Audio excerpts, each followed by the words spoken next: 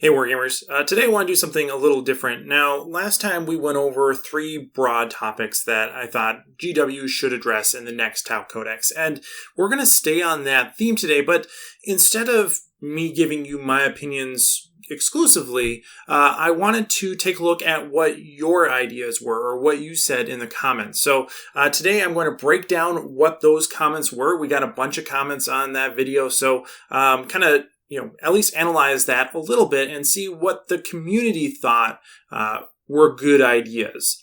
And so it's something a little different, something hopefully that's fun and, a little bit more analytical as opposed to purely, perspective based. Now, if you haven't seen that video, I'd recommend checking it out. But if you did see that, here's a quick refresher of those 3 main points that I felt Games Workshop needed to address. One is that they have to have some ability to do damage in melee. And really this means that they have to have some capacity to just sit on an objective and resist a charge. Right now, Tau sit on an objective, sure, but as soon as they get charged, they melt away, and then, they don't get the points from that objective anymore. So there has to be some way to resist that advancement of an enemy force. I also said that they have to address marker lights. They have to figure out a way to make marker lights function more generally for the army instead of having really kind of a heterogeneous value to the marker light. It has to have a little bit more applicability to the army overall. And then finally, I felt there needed to be a reconciliation of battlesuit durability against saver protocols and the cost of drones. Really, there has to be a way that we can make battlesuits more durable and then consequently make saver protocols less valuable and inherently make drones cheaper as a consequence of that. So some way of balancing those three things to really make battlesuits and drones work in the army from purely a mathematical standpoint.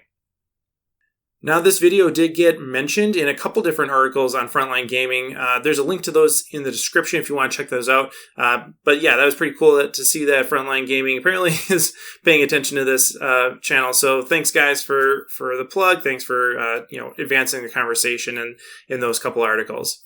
All right, so what did the comment section hold? Well, so I went through and at the time that I did this, there's more than 300 comments or something like that. I read every single comment that we had in there. A fair number of them were just, a couple people going back and forth saying the same thing in various threads. So I didn't really count all of those individual tit-for-tat discussions as individual independent comments. Instead, I'm focusing on, generally, as best as I could tell, when someone was presenting their opinion on something in the first instance. So I went through and I classified all these different things based on the general idea of what those people were saying. About 20% of the comments were generally echoing something that I said, or just saying, yeah, I think this makes sense, or this is a good idea. About 9% were the opposite. And of course, so they were general disagreement comments saying that they didn't really think anything I said was valuable. And, they had the, the diplomacy that is inherent in the YouTube comment section. Just kidding. I mean, a lot of people were pretty polite about it, but they're also, the typical commenters. So that was fun to read. Then we got to about 15% of people thought that a melee battlesuit of some sort should be included, really saying that they wanted to see a battlesuit with melee capabilities. Exactly what form that took varied, but people were still, into the melee battlesuit idea. And that's not surprising at all, right? Like in the video, I even said, people want melee battlesuits. And you know what? People want melee battlesuits. So kind of an expected response, I suppose. 15% of people also said that auxiliaries really should fill the gap. Like that a lot of these issues, particularly in dealing with staying on objectives and dealing close combat damage, should be purely the role of auxiliaries. And so there should be a way to introduce new auxiliaries or boost our existing auxiliaries to take care of this problem completely.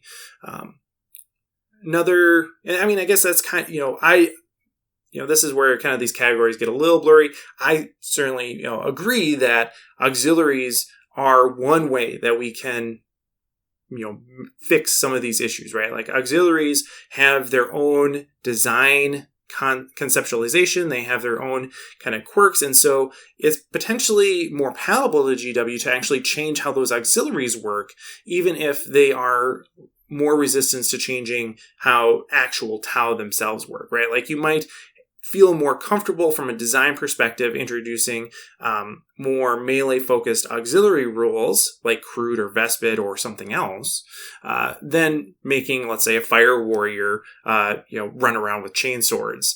Like, I think Games Workshop is probably more likely to give Crude a couple chainswords or give Crude something, I don't know, like a giant axe. That would be pretty cool.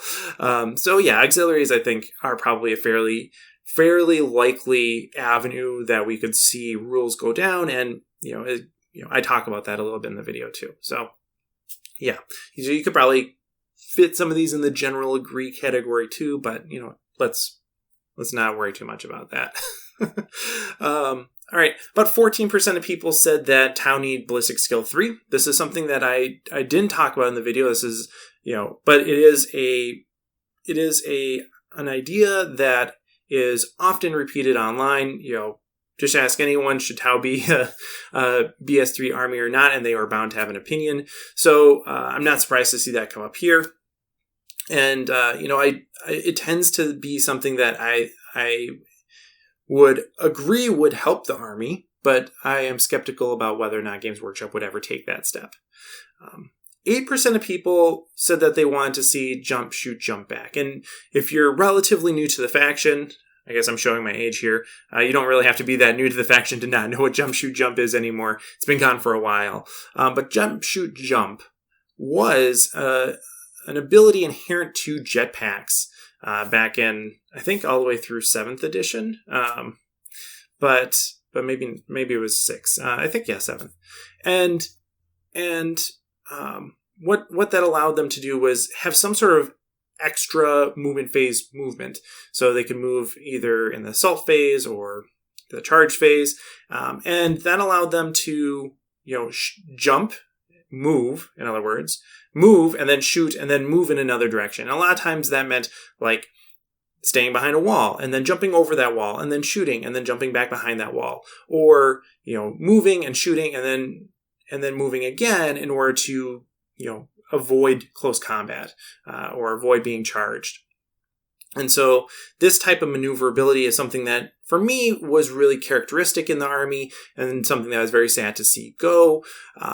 And it is something that, at least from a flavor perspective, I would like to see back in the game. I think it just fits with a lot of the narrative of Tau and is a mechanic that would go a long way. We talk about it a little bit in the video in terms of improving durability indirectly in a way that it basically helps Tau avoid close combat.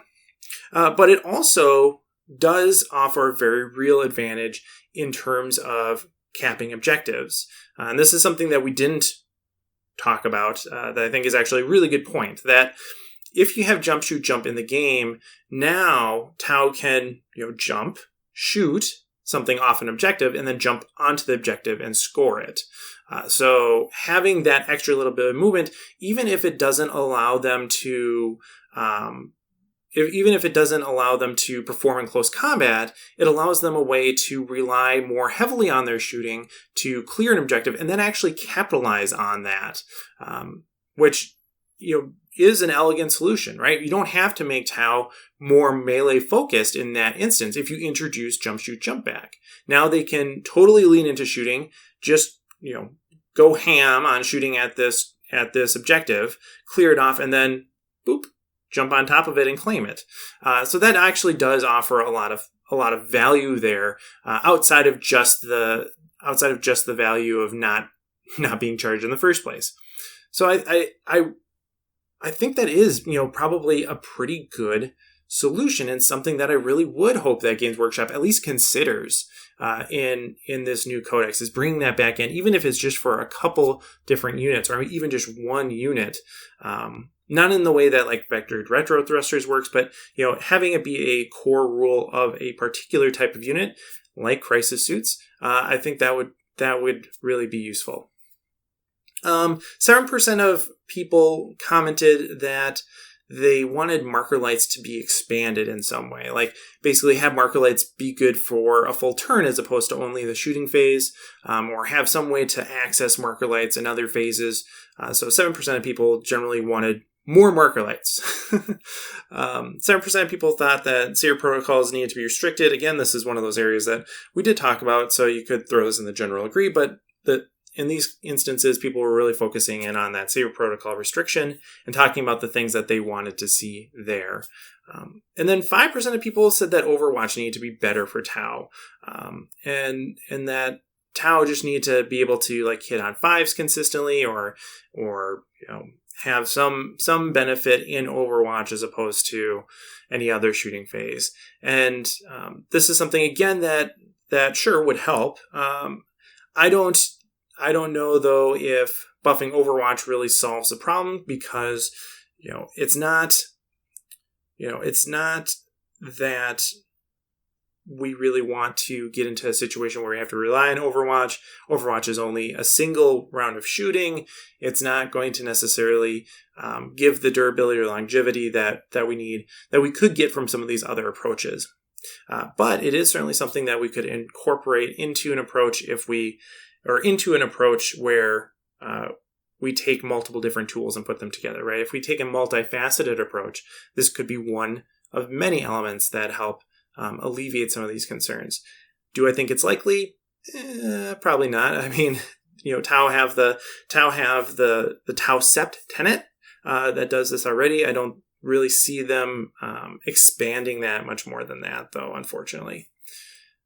All right, so a lot of really good comments. Thank you, everyone, for commenting on that video. Hopefully, you can comment down in this video as well. Let me know what you think. What are the things that you want to see changed in the Codex?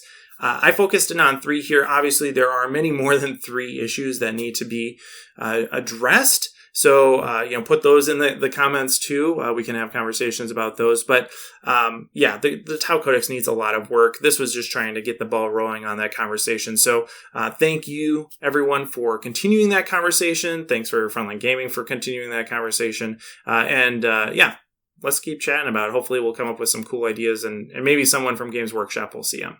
All right, thanks for watching, and as always, happy wargaming. Hey everyone, thanks for watching. This channel is made possible by my supporters over on Patreon. If you enjoyed this video, consider joining our community over there.